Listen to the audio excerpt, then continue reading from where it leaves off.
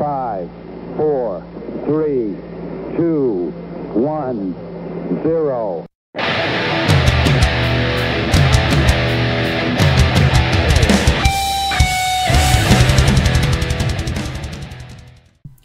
And with that, welcome to your Media Mosh podcast. I am your host, Shane Beauregard, coming at you with all your news, reviews, and previews I want to watch on your streaming services, your television, and your local theater.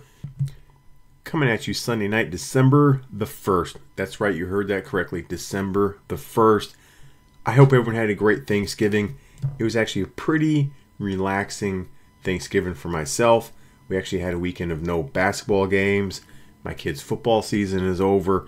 So this is the first weekend in a long time where we actually had nothing on the books or the schedule because it's been fucking bananas, folks. And I do apologize for last week. I was editing a show, but my garage band was having technical difficulties. I'm not the most IT savvy person in the world, so I couldn't figure it out. So I said, fuck it. And I think next week I'll recap what I watched this previous week. Because I have two big reviews this week. I finally did make it out to the theaters, and me and the VP went and saw Knives Out. And then I did check out The Irishman on Netflix. So those are my two big reviews for the week. And yeah, it was just a nice Thanksgiving. Did a little Black Friday shopping at Target. I do like going to Target. That's become like a little tradition of mine. It's like 3 years in a row. One, it gets you away from the family, and two, I just like to watch chaos. I roll up to Target, and Target does have, that's like a well-oiled machine in Target. They have things moving. You don't really have to wait in lines. I like to sit back and just watch the chaos unfold in front of me. It is great people watching, and I do enjoy it. So, other than that, it was a pretty nice laid-back weekend. I am not looking forward to this coming week at work, and with December, we're on a fast track to Christmas since Thanksgiving was so late. And we already started watching Christmas movies. We had a Christmas tree up this weekend. So we're full gear into Christmas, which, if you listen to this podcast, I am a semi-Grinch, but with the kids, I've come around a little bit more. And before I get into any the box office stuff, we already started watching the holiday movies, and I think on Friday or Saturday, my kids watched Home Alone, which I haven't seen in a long time, and then they watched Home Alone 2 today, and I forgot, Home Alone 2, I'm going to say this right now, it's an underrated sequel to a movie. It was actually pretty well done. Both movies still hold up, by the way. Great casts, the physical humor, for me, is funny as shit, and it makes sense on how they were to lose Kevin in the second movie, or even in the first movie. If you haven't seen it in a while, I would just go watch Home Alone and Home Alone 2. They both stand up for me.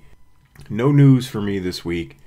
I'll save that for next week, only because I just took a couple days off of social media, which I know is a no-no as a podcaster, but honestly, you just got to do it once in a while. So for like 3 or 4 days over Thanksgiving, I just did not follow what the hell's going on, entertainment-wise, movie-wise, rumor-wise. So I don't have any news to share with you this week. Like I said, next week I'll get back to that. But so let's go right to the box office over this Thanksgiving weekend. Coming at number 5, bringing in $11.7 million, the newly released Queen in Slim, which is on my list to see, though it is towards the bottom. It did pique my interest just a little bit. Bringing in $11.8 million and finishing number 4 is Tom Hanks' A Beautiful Day in the Neighborhood. Holding strong at number 3 is Ford vs. Ferrari, bringing in $13 million. And number 2, bringing in $27 million. That does not include Thanksgiving Day. This is just Friday, Saturday, Sunday. Is Knives Out. And number 1 for 2 weeks in a row is Frozen 2, bringing in $85 million. Bringing its 2-week total to $287 million. So, and just a side note, Elizabeth Banks' Charlie's Angels finished 14th at the box office this week, bringing in $1.2 million, bringing its 3-week run to $16.8 million. So coming out next week, it is a slim pickings at the box office. So I would take full advantage of that and use that to catch up on movies you haven't seen yet. Like, seriously, you have something called The Midnight Family coming out, and then The Aeronauts. Aeronauts? Yeah, let's go with that. Aeronauts coming out next week. That's it. And kudos to my VP. I got to give her a shout out and some love on this episode. It doesn't matter because she doesn't listen to this anyway. But she gave me an early Christmas present over the weekend, which was Regal Cinemas here. We have Cinemark, Regal Cinemas, and we have AMC. And they all have their separate monthly movie programs you can buy and watch movies. Well, Regal is the best package you can get. It's like $18 a month, and you can watch unlimited movies. Kind of like what Movie Pass promised to be. You can literally watch one movie per day for the whole calendar year and pay $18 a month. And that's what my VP got me for Christmas. But let's go into what's coming on Netflix in December, which is a pretty big month. November was a really solid month for Netflix, but December is shaping up to be a little bit more. You have the Adam Driver, Scarlett Johansson film, A Marriage Story, coming out actually December 6th. So that is probably what I'll watch this weekend. Then you have the Michael Bay, Ryan Reynolds project, Six Underground, coming out like December 13th. You also have The Two Popes, the Henry Cavill series, The Witcher, which is what I'm looking forward to. Then you have Lost in Space Season 2 dropping Christmas Eve. And then you have You Season 2. I think that's right. Coming out post-Christmas. So pretty big month for Netflix. But let's get into what I watched this week. A real quick, if you like stand-up comedy, right now on Netflix, me and the VP watched this over the weekend. And for like 30 minutes, we were both on the floor crying. Mike Birbiglia has a new stand-up on Netflix. We are a fan of Mike Birbiglia. And his first couple specials, I'll be honest with you, like, he's a great storyteller. And they are funny and they're very entertaining.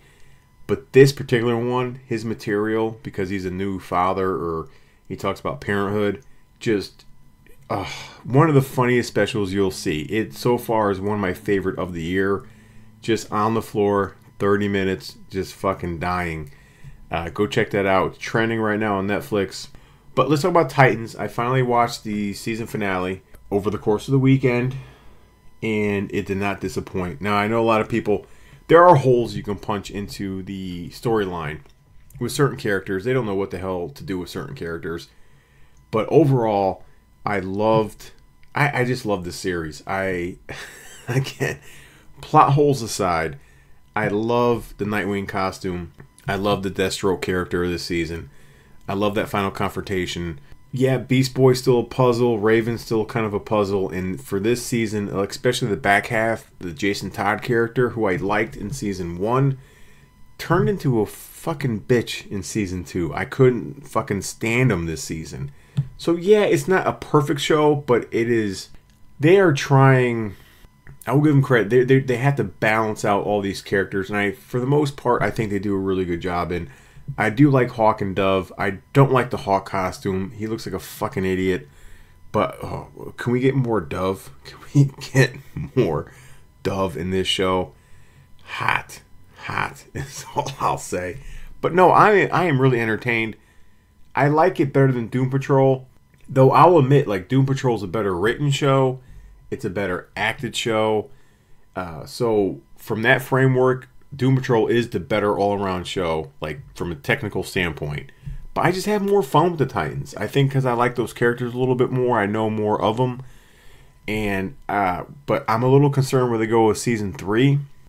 Spoiler, if you haven't seen it, in 5, 4, 3, 2, 1, because they kill Amanda Troy, which is like Wonder Woman's sidekick, kind of like, Robin is the Batman. Wonder Girl, whatever they call her in the comics, I don't read that in the DC universe, but they killed her off in kind of a lame way. But whatever. So Raven's going to the Mascara, where Wonder Woman's from. And I know it's not called the Mascara, but I'm not trying to fucking pronounce it right now, so it sounds like the Mascara. We'll go with that. Raven's going there at the end of the season. The team is back together. And they introduce they give you a sneak peek, or they give you a little glimpse of Starfire's sister. That's like the last scene of the episode, so I think that's where they're going with season 3. But they need to bring more out for season 3, because if that's gonna be the main storyline, kind of lame. I like the whole Deathstroke family saga in season 2. I liked we saw more Bruce Wayne in season 2. And I did like the Nightwing character at the costume reveal at the end. I like that. But overall, very fun and entertaining. I am glad there's a season 3. So thumbs up for me on season 2 of the Titans. I enjoyed it a little bit more than season 1. It was more entertaining. Yeah, I'm looking forward to where they go. More Dove, though, please. More Dove. So let's get into the 2 main movies I watched this week. And I felt like... which one do I want to talk about first? Let's talk about The Irishman first. I feel like this has been the most talked about Netflix movie that I could honestly remember. And it is a big event. It's a huge event. It's a Martin Scorsese film.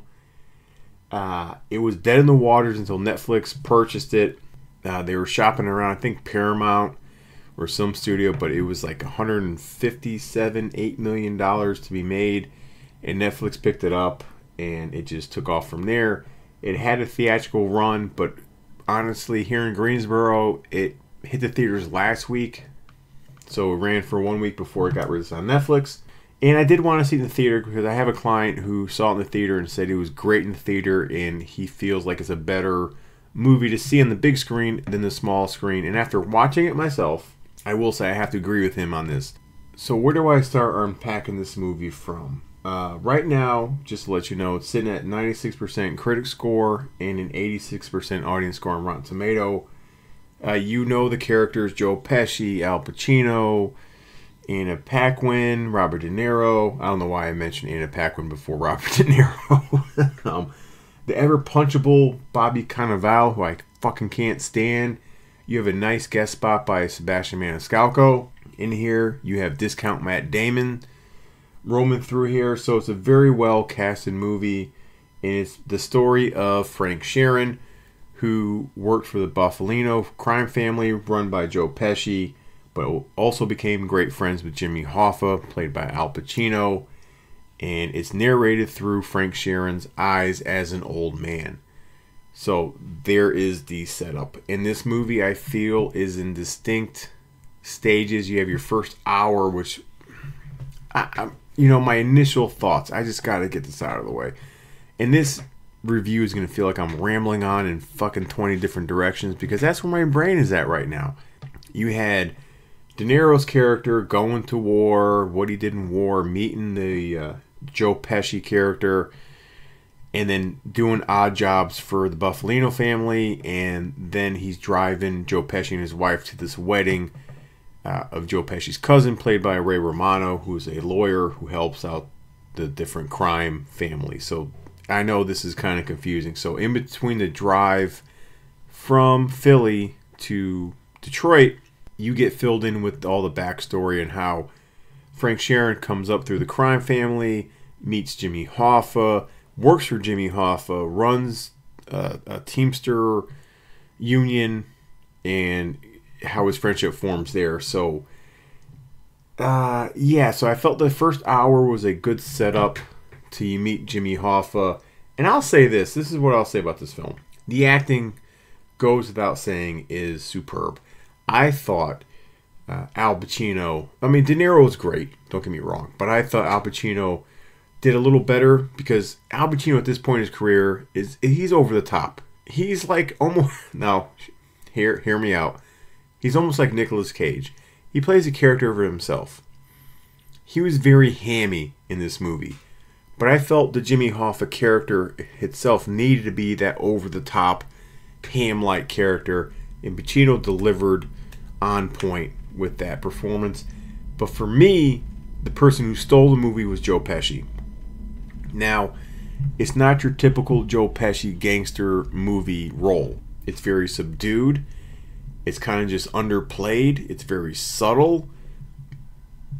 And for him, it's pretty quiet is the word I'll use. But to me, every scene he was in, I was like, that's fucking great. Like, there's great. for a Scorsese film, it's in a gangster film. I feel like it's like the least violent film he's done in this genre. Oh man, see, I'm already hopping all over the place because this movie's so fucking big. The de-aging. Let me hit on that real quick.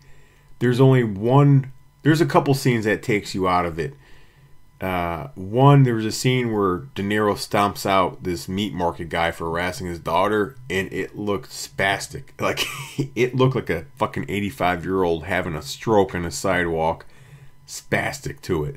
That's probably the scene that took me out the most. I'm like, oh shit, that looks terrible. Other than that, they did a good job. It never, like, you can tell there's a couple scenes that you can tell the de-aging went on, but it never took you out of the scene or the movie. But except for that curb stomping, I laughed out loud. It wasn't supposed to be funny, but I laughed because he looked like he was having a fucking stroke. So that part was fine. This is a nice throwback movie. And my overall thoughts was there's a good movie in here somewhere. I felt like it was a little bloated. I felt like at times it was a little self-indulgent on Scorsese's part. I felt like the runtime could have been cut back a little bit. The most intriguing parts to me were the Jimmy Hoffa parts with Al Pacino. And, you know, you had your history run with the Kennedys and the JFK assassination, which I liked the way they played that on the big screen.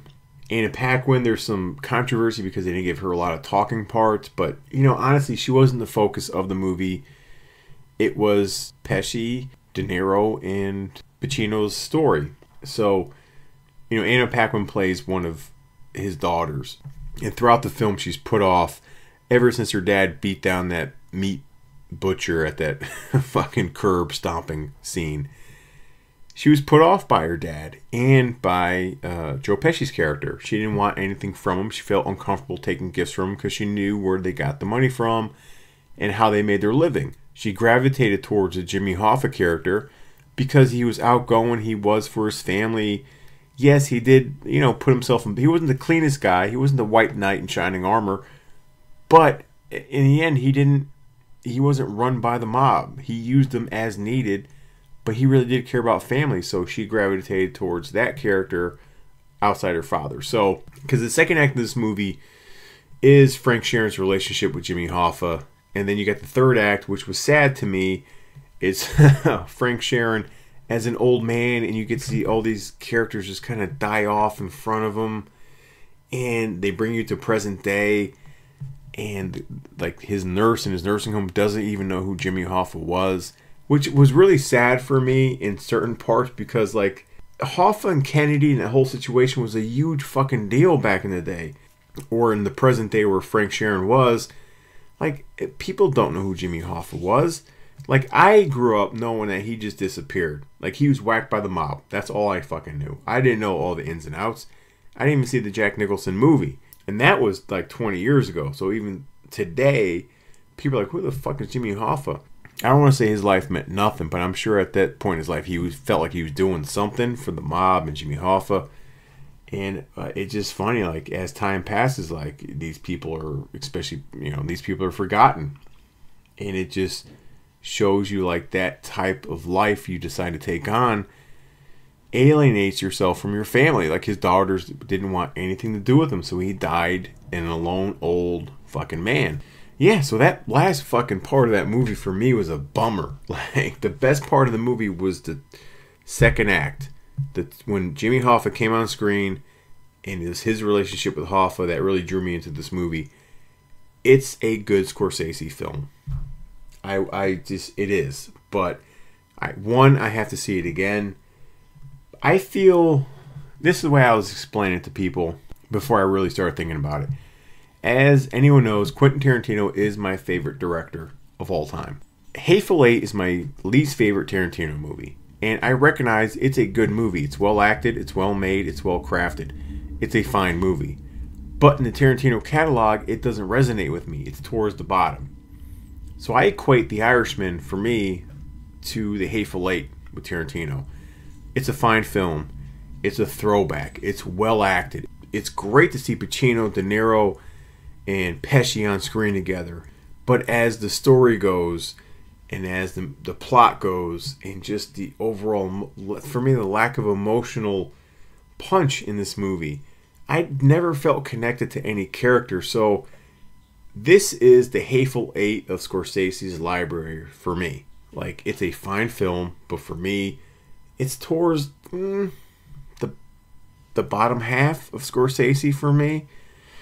Now, my mind may get changed after I watch it again, which I will revisit. So, initial reactions, I'll probably rewatch it this week and then maybe give it another score. But after watching it the first time and just sitting on it, and my initial reaction, I would give The Irishman a 4.0 out of 5. And I know I probably missed out on some of the stuff I wanted to say or even talk about this movie, and I'll probably unpack it a little bit more next week. But let's move on to what I actually got to go see in the theater, which was Rian Johnson's Knives Out, which is sitting at 96% critic score with a 93% audience score on Rotten Tomatoes right now. And the cast is a who's who. You have Daniel Craig, Jamie Lee Curtis, Don Johnson, Ana de Armas, Christopher Plummer, Michael Shannon, Toni Collette, and I'm probably missing a couple more, but Jamie Lee Curtis, did I mention her? I don't know, but she's in here as well. Great cast, great acting. It's in my top 5 of the year. It was fun, it was original, it was well written, it was well directed. I love the setting, the set pieces, where this film was located, the house that it was in. So if you don't know anything about this movie, it's about the Thrumbly family, run by Christopher Plummer, who is a great crime novelist, and he ends up dying on his 85th birthday.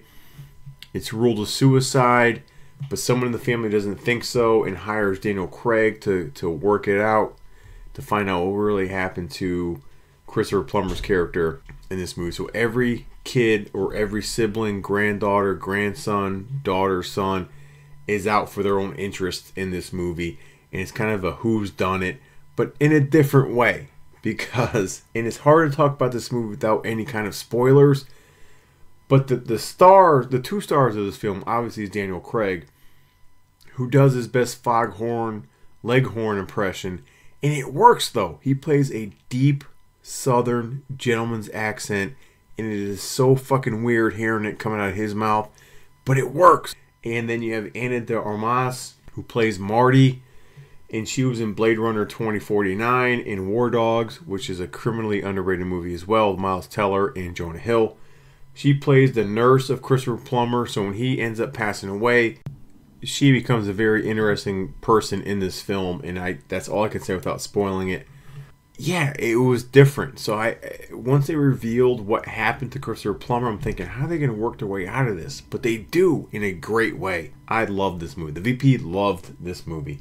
It was in my top 3 of the year so far. I agree with the critics. It is a 4.75 out of 5 for me.